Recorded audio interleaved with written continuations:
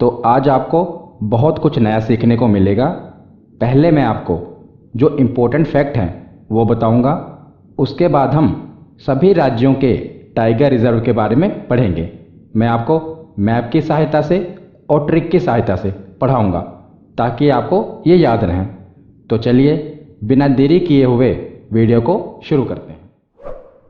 तो चलिए वीडियो की शुरुआत करते हैं और पहले जो इम्पोर्टेंट फैक्ट हैं उन्हें पढ़ लेते हैं। तो आपको पता ही होगा कि जो बाघ है ये भारत का राष्ट्रीय पशु है। भारत का राष्ट्रीय पशु कौन सा है? बाघ। और विश्व के कुल 70% से ज़्यादा जो टाइगर हैं ये भारत में ही पाए जाते हैं। याद रखिएगा कि पूरी दुनिया के 70% से ज़्यादा जो टाइगर हैं ये भारत में ही पाए जाते हैं।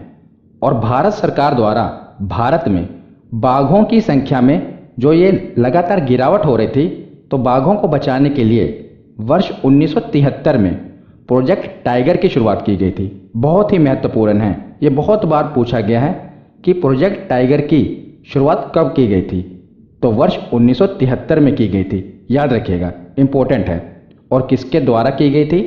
तो भारत के पूर्व प्रधानमंत्री श्रीमती इंदिरा गांधी के द्वारा प्रोजेक्ट टाइगर की शुरुआत की गई थी। और शुरुआत में इसके अंतर्गत 9 टाइगर रिजर्व को शामिल किया गया था, सिर्फ 9। बाद में अन्य को भी जोड़ लिया गया, पर शुरू में सिर्फ 9 ही टाइगर रिजर्व इसके अंतर्गत शामिल किए गए थे। और प्रोजेक्ट टाइगर की जो शुरुआत थी ये उत्तराखंड के जिम कॉर्बेट नेशनल पार्क से की गई थी। बहुत ही महत्वपूर्ण है, कहाँ से की गई थी? तो जिम कॉर्बेट नेशनल पार्क से की गई थी। और मैंने आपको नेशनल पार्क वाली वीडियो में बताया था कि जो जिम कॉर्बेट नेशनल पार्क है ये भारत का पहला नेशनल पार्क है। मैंने आपको वहाँ पर बताया था। तो यहीं से प्रोजेक्ट टाइगर की शुरुआत की गई थी। अब कुछ इम्पोर्टेंट फैक्ट हैं, ये भी देख लेते हैं। तो मैंने आपको बता ही दिया कि जो भारत का राष्ट्रीय पशु है ये कौन सा है? तो बाघ है। उसके बाद जो ये बाघ है इसका साइंटिफिक नेम क्या है, यानी कि इसका वैज्ञानिक नाम क्या है, ये भी पूछा जाता है। तो पैंथेरा टाइग्रिस इसका साइंटिफिक नेम है। ये तो आप याद ही रख पाएंगे, इसके पीछे क्या है? टाइग्रिस है। तो ये किसका साइंटिफिक नेम है? टाइगर का। उसके बाद देखते हैं कि जो अंतर्राष्ट्रीय बाघ दिवस है ये कब मनाया जाता है? तो ये 29 जुलाई को मनाया जाता है। 29 जुलाई को ही क्यों मनाया जाता है ये मैं आपको आगे बताऊंगा। और टाइगर स्टेट ऑफ इंडिया किसे कहा जाता है? तो मध्य प्रदेश को कहा जाता है। मध्य प्रदेश को ही क्यों कहा जाता है?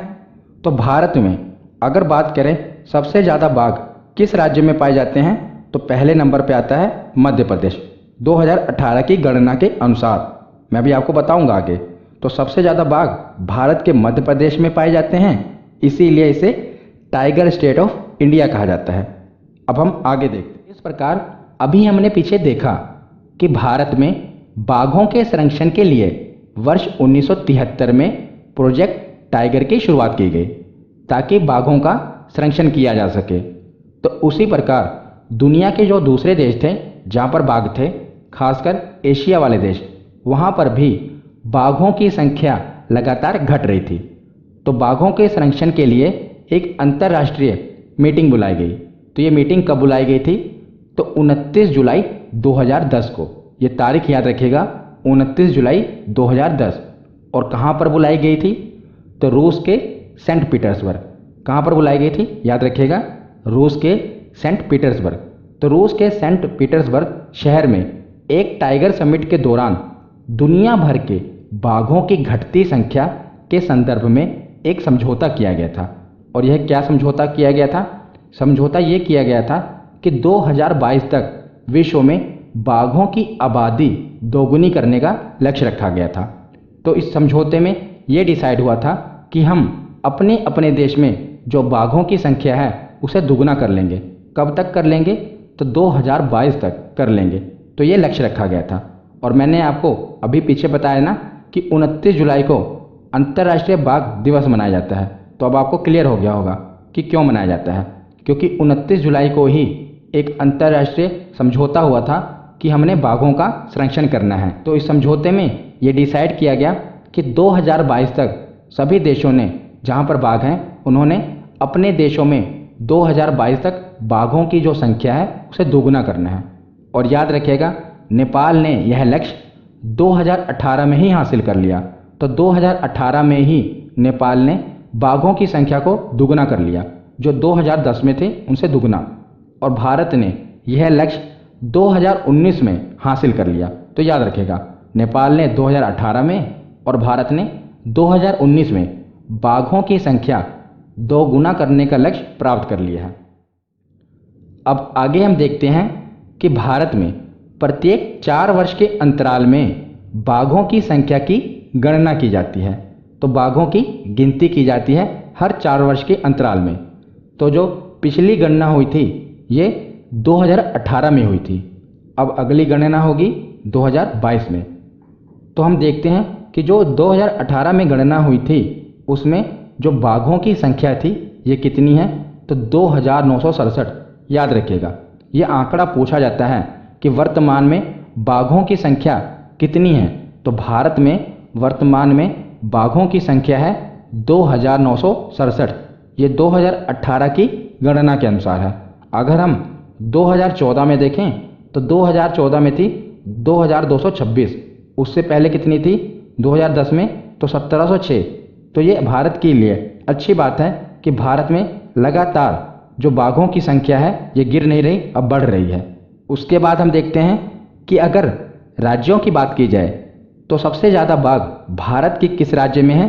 तो मैंने आपको पीछे बता ही दिया, टाइगर स्टेट ऑफ इंडिया किस राज्य को कहा जाता है, तो मध्य प्रदेश को कहा जाता है। क्यों कहा जाता है, क्योंकि यहाँ पर सबसे ज़्यादा बाघ हैं भारत में। कितने हैं, 526। और इसके पीछे है कर्नाटक, सिर्फ 2 बाघ कम हैं वहाँ पर। कितने, 524। और 2 बाघ ज़्यादा हैं मध्य प्रदेश में, 526। और तीसरे नंबर पे आता है उत्तराखंड, यहाँ पर 442 बाघ हैं। तो याद रखिएगा, नंबर 1 पे है एमपी, नंबर दूसरे पे है कर्नाटक और नंबर तीसरे पे है उत्तराखंड। तो अभी तक भारत में कुल 51 टाइगर रिजर्व थे। आपने यही पढ़ा होगा कि भारत में कितने टाइगर रिजर्व हैं, तो 51 हैं। पर याद रखिएगा, अब नेशनल टाइगर कंजर्वेशन अथॉरिटी, जिसे हिंदी में राष्ट्रीय बाघ संरक्षण प्राधिकरण कहते हैं, इसके द्वारा राजस्थान में रामगढ़ विषधारी वन्यजीव अभयारण्य को, जो कि वाइल्ड लाइफ सेंचुरी थी, इसको टाइगर रिजर्व के रूप में विकसित करने की स्वीकृति मिल गई है। तो अब इसे टाइगर रिजर्व बना दिया जाएगा। तो याद रखिएगा, अब भारत में कितने टाइगर रिजर्व हो जाएंगे, तो 52 टाइगर रिजर्व। अभी वर्तमान में बात की जाए तो आपने यही पढ़ा होगा कि भारत में 51 टाइगर रिजर्व हैं। पर अभी हाल ही में एक नए टाइगर रिजर्व को विकसित करने की स्वीकृति मिल गई है। तो अब भारत में कितने टाइगर रिजर्व होंगे, तो 52 टाइगर रिजर्व होंगे, ये याद रखिएगा। तो अब हम एक एक करके भारत के जितने भी राज्यों में टाइगर रिजर्व हैं उन्हें पढ़ना शुरू करते हैं। तो मैं आपको ट्रिक की सहायता से पढ़ाऊंगा जहाँ पर ट्रिक की ज़रूरत होगी। तो इससे पहले मैंने जितने भी नेशनल पार्क हैं आपको ट्रिक की सहायता से समझाए थे। और बहुत से नेशनल पार्क टाइगर रिजर्व हैं, वही सेम नाम आपको यहाँ पर देखने को मिलेंगे। और वहाँ पर मैंने आपको जितने भी नेशनल पार्क हैं सब बहुत ही अच्छे तरीके से ट्रिक की सहायता से समझाए थे। अगर आपने वो वीडियो देखी होगी तो यहाँ पर आपको बहुत ही आसानी होगी। अगर आपने वो वीडियो नहीं देखी तो उसे ज़रूर देख लेना। तो शुरुआत करते हैं उत्तराखंड से। तो उत्तराखंड में 2 टाइगर रिजर्व हैं और कोई ट्रिक की ज़रूरत नहीं होगी क्योंकि ये इतने महत्वपूर्ण हैं और आपने कई बार पढ़े होंगे। एक है जिम कॉर्बेट और दूसरा है राजा जी। ये दोनों टाइगर रिजर्व कहाँ पर हैं, उत्तराखंड में। अभी हमने पीछे पढ़ा कि भारत का पहला टाइगर रिजर्व और भारत का पहला नेशनल पार्क ये कौन सा है, तो जिम कॉर्बेट नेशनल पार्क और जिम कॉर्बेट टाइगर रिजर्व, ये भारत के पहले नेशनल पार्क और टाइगर रिजर्व हैं। तो ये तो आपको याद ही होंगे, बहुत ही महत्वपूर्ण है, याद रखिएगा। जिम कॉर्बेट और राजा जी ये कहाँ पर हैं, तो उत्तराखंड में हैं। अब हम आगे देखते हैं। तो उत्तराखंड के बाद अब हम आते हैं उत्तर प्रदेश में। तो उत्तर प्रदेश में 2 टाइगर रिजर्व हैं, एक है दुधवा टाइगर रिजर्व और दूसरा है पीलीभीत टाइगर रिजर्व। हो सकता है आपने किताबों में 3 टाइगर रिजर्व पढ़े हों, आपने अमनगढ़ टाइगर रिजर्व भी पढ़ा हो। पर मैं आपको बता दूं कि जो अमनगढ़ टाइगर रिजर्व है ये जिम कॉर्बेट टाइगर रिजर्व के बफर जोन में आता है और इसे अलग से काउंट नहीं किया जाता। पहले आपको मैं समझा देता हूँ कि बफर जोन, कोर जोन ये क्या होता है। तो जैसे ये मान लीजिए पूरा टाइगर रिजर्व है, तो टाइगर रिजर्व के अंदर दो जोन होते हैं, एक होता है कोर जोन और एक होता है बफर जोन। तो जो कोर जोन होता है, यहाँ पर जो बाघ होते हैं एक्टिव होते हैं, ये बीच वाला एरिया होता है किसी भी टाइगर रिजर्व के, और यहाँ पर किसी भी प्रकार की मानव गतिविधि अलाउड नहीं होती, क्योंकि यहाँ पर ये पूरा एरिया बाघों के लिए संरक्षित होता है और बाघ यहाँ पर एक्टिव होते हैं, इसीलिए यहाँ पर मानव गतिविधि अलाउड नहीं होती। तो इससे कुछ दूरी पर जो ये बाहर वाला एरिया होता है, इसे बफर जोन कहते हैं। तो ये पूरा टाइगर रिजर्व ही है, बीच में है कोर जोन और जो बाहर वाला एरिया है इसे कहते हैं बफर जोन। तो बफर जोन में कुछ हद तक मानव गतिविधियां अलाउड होती हैं।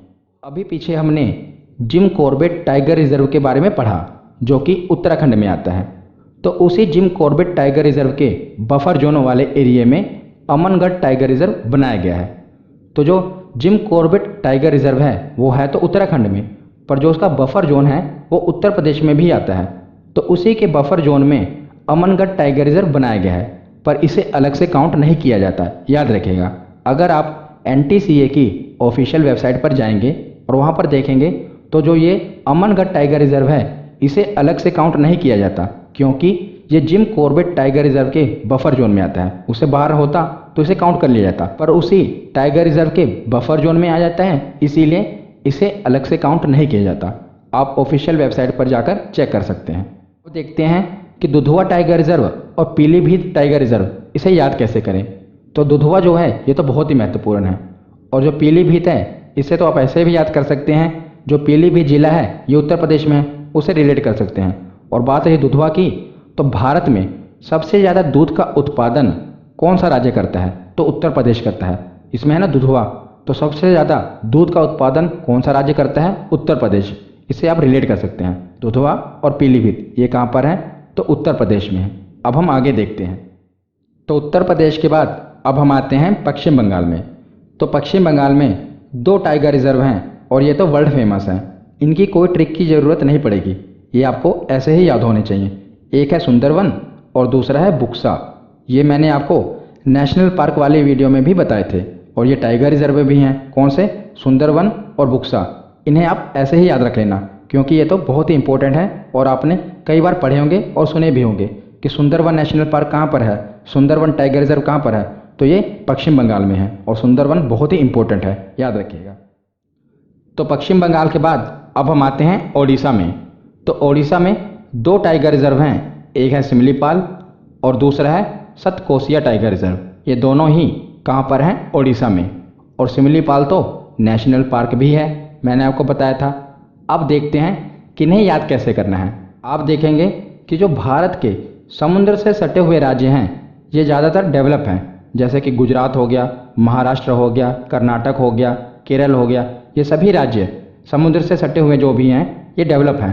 पर अगर आप देखेंगे जो ओडिशा है ये ज़्यादा डेवलप नहीं है, ये सिंपल है। बाकी के राज्य डेवलप हैं पर ये सिंपल है, तो इसे आप रिलेट करेंगे। ये मैंने आपको क्यों बताया, यहाँ पर है ना सिमलीपाल, तो सिमलीपाल को आप रिलेट करेंगे सिंपल से। ये ट्रिक मैंने आपको नेशनल पार्क वाली वीडियो में भी बताई थी। तो सिमलीपाल को आप रिलेट करेंगे सिंपल से। अगर आप देखेंगे कि भारत के जितने भी समुद्र से सटे हुए राज्य हैं ये ज़्यादातर डेवलप हैं, पर एक ओडिशा जो है ये सिंपल है, ये ज़्यादा डेवलप नहीं है। तो सिमलीपाल तो हमने देख लिया कि उसे सिंपल से रिलेट कर लेंगे कि जो ओडिशा राज्य है ये सिंपल है।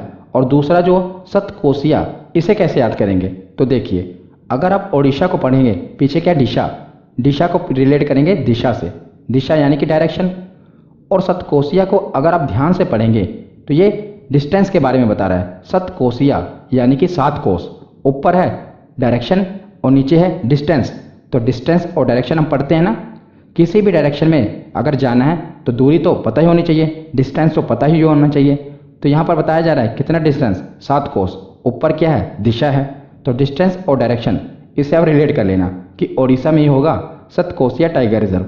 अगर आपको बिना ट्रिक के ही याद रहता है तो बहुत ही आसान है, बिना ट्रिक के ही याद रख लेना। अगर आप ट्रिक की सहायता से याद रख पाते हैं तो ट्रिक की सहायता से याद रख लेना। आगे देखते हैं। तो ओडिशा के बाद अब हम आते हैं मध्य प्रदेश में।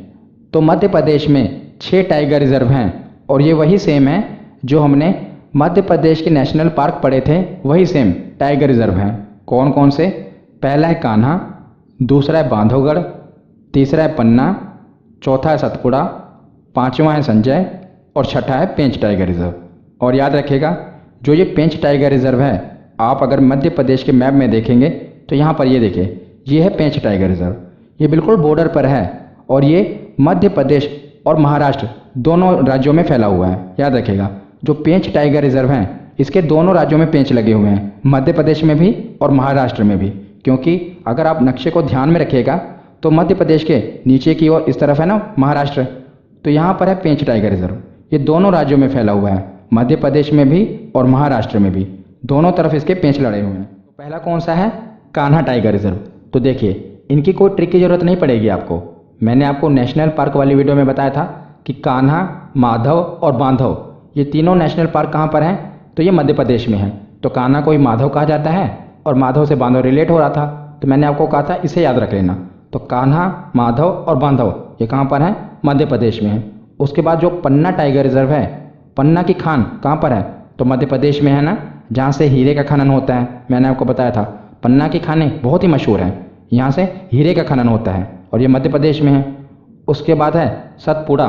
तो सतपुड़ा की पहाड़ियाँ कहाँ पर हैं? तो मध्य प्रदेश में ही हैं। ये मैंने आपको पढ़ाया था कि सतपुड़ा पहाड़ियाँ कहाँ पर हैं? मध्य प्रदेश में। तो कोई ट्रिक की ज़रूरत नहीं आपको पड़ रही, बस वो आप रिलेट कर रहे हैं। पहले आपने जो पढ़ा है उसी से आप रिलेट करके इसका जवाब दे रहे हैं, क्योंकि ज़्यादा ट्रिक के चक्कर में आप पढ़ेंगे ना तो आपको याद नहीं रहेगा। तो संजय, इसे आप याद रख लेना। उसके बाद पेंच है, मैंने आपको बता ही दिया कि जो पेंच टाइगर रिजर्व है, ये मध्य प्रदेश और महाराष्ट्र दोनों राज्यों में इसके पेंच लड़े हुए हैं, तो इसे आप रिलेट कर लेना। अब आगे देखते हैं। तो मध्य प्रदेश के बाद अब हम आते हैं महाराष्ट्र में। तो पहला है पेंच टाइगर रिजर्व। तो मध्य प्रदेश और महाराष्ट्र हमने पढ़ा ना, दोनों में फैला हुआ है पेंच टाइगर रिजर्व। अगला है मेलघाट टाइगर रिजर्व। उससे अगला है तटोबा अंधेरी टाइगर रिजर्व। तो अंधेरी मुंबई में है, उसी से आप रिलेट कर लेंगे कि महाराष्ट्र में होगा। अगला है सह्याद्री टाइगर रिजर्व। उसके बाद है नवेगांव टाइगर रिजर्व। तो नवेगांव हो गया, गोरेगांव हो गया, ये कहाँ पर है? महाराष्ट्र में ही है। उसके बाद बोर टाइगर रिजर्व, ये सबसे ज़्यादा इंपॉर्टेंट है, बोर टाइगर रिजर्व। तो इसे आपको याद रखना है। क्यों याद रखना है? क्योंकि क्षेत्रफल की दृष्टि से अगर देखा जाए तो भारत का सबसे छोटा टाइगर रिजर्व ये कौन सा है? तो बोर टाइगर रिजर्व है। आपने पेंच भी पढ़ा होगा, पर याद रखिएगा, बोर टाइगर रिजर्व यही भारत का सबसे छोटा टाइगर रिजर्व है। तो इसे तो आपको ऐसे ही याद होना चाहिए। पूछ लिया जाए कि भारत का सबसे छोटा टाइगर रिजर्व कौन सा है, तो वो है बोर टाइगर रिजर्व, याद रखिएगा। तो महाराष्ट्र के बाद अब हम आते हैं छत्तीसगढ़ में। तो छत्तीसगढ़ में भी 3 टाइगर रिजर्व हैं। पहला कौन सा है? Indravati tiger reserve. तो मैंने आपको नदी वाली वीडियो में बताया था कि जो इंद्रावती नदी है, ये कहाँ की नदी है? छत्तीसगढ़ की। तो उसी से आप रिलेट कर लेना, क्योंकि अगर आपने जो पीछे फैक्ट पढ़े हैं ना, उसी से रिलेट कर लिया करिए। क्योंकि अगर आप ज़्यादा ट्रिक बनाएंगे ना तो आपको याद नहीं रहेगी। आपको इससे दोनों चीज़ें याद रहेंगी। जो इंद्रावती नदी है ये कहाँ पर है? छत्तीसगढ़ में। तो अगर नदी भी वहीं पर है तो जो टाइगर रिजर्व होगा वो कहाँ पर होगा? वो भी छत्तीसगढ़ में ही होगा। तो इंद्रावती टाइगर रिजर्व कहाँ पर है? छत्तीसगढ़ में। तो इंद्रावती तो हमको याद हो गया, इसे हम नदी से याद कर लेंगे। बचा उदंती और अचनकमार, इसे कैसे याद करेंगे? तो जो छत्तीसगढ़ का जो ज़्यादातर एरिया है, आप सुनेंगे सुकमा हो गया, दंतेवाड़ा हो गया, ये नक्सलवाद से पीड़ित रहता है। दंतेवाड़ा, सुकमा। तो देखिए उदंती में क्या है? दंती, पीछे क्या है? दंती। दंती और दंतेवाड़ा रिलेट हो रहा ना, दंती दंतेवाड़ा। तो ये छत्तीसगढ़ में ही है दंतेवाड़ा। ज़्यादातर नक्सलवाद से पीड़ित रहता है ये एरिया। और जो ज़्यादातर नक्सलवादी होते हैं ये अचानक मार करते हैं। पीछे क्या देखिए इसमें? अचानक मार, इसको पढ़ेंगे ना, अचानक मार।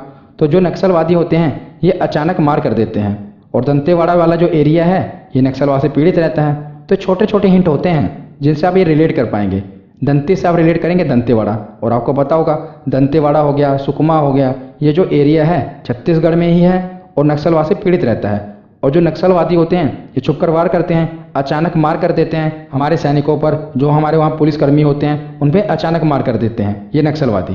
तो इसे आप रिलेट कर लेना, दोनों आपको याद रहेंगे, उदंती भी और अचनकमार भी। और इंद्रावती तो हमने पढ़ ही लिया। तो ये आप छोटे छोटे हिंट से तीनों को याद कर सकते हैं। तो आगे अब हम जो नॉर्थ ईस्ट वाले राज्य हैं इनके भी टाइगर रिजर्व पढ़ लेते हैं। तो शुरुआत हम करते हैं असम से।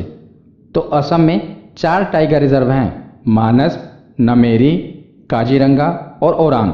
काजीरंगा तो वर्ल्ड फेमस है, आपको पता ही होगा, असम में है। तो जो नेशनल पार्क वाली वीडियो थी वहाँ पर भी हमने इनके बारे में पढ़ा था। तो वहाँ पर मैंने आपको एक ट्रिक बताई थी, एक लाइन बताई थी, जिससे आपको सभी नेशनल पार्क याद हो गए थे। तो वही ट्रिक हम यहाँ पर भी पढ़ेंगे।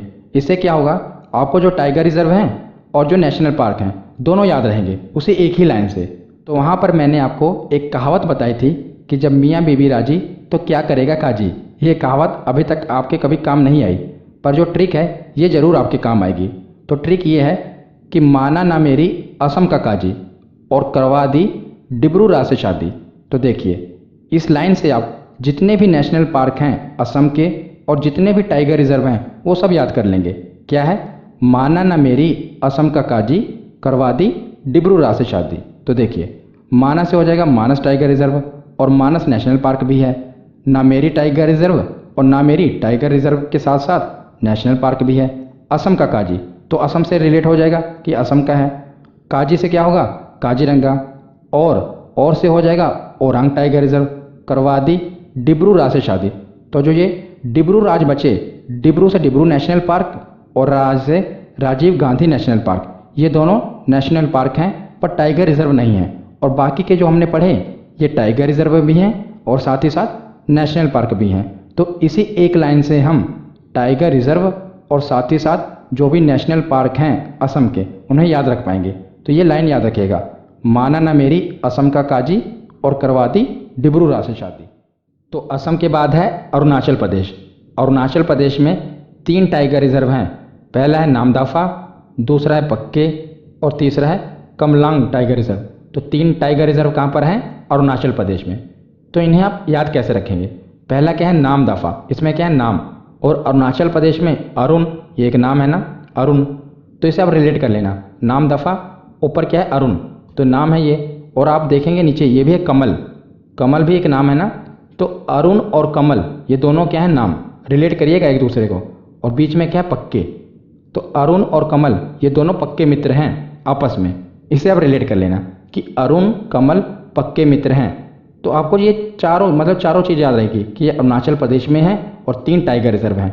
नाम दफ़ा से याद रहेगा कि नाम कौन सा है। बाकी के सभी राज्य आप अगर पढ़ेंगे तो जो अरुणाचल प्रदेश में है, इससे हमें लगता है ना अरुणाचल प्रदेश कि किसी के नाम से रखा गया है। तो नाम दफ़ा टाइगर रिजर्व अरुणाचल प्रदेश में है और कमलांग में भी नाम ही है कमल। तो अरुण और कमल ये क्या हैं, पक्के मित्र हैं। तो इस एक लाइन से आप ये सभी लिंक करके याद रख पाएंगे।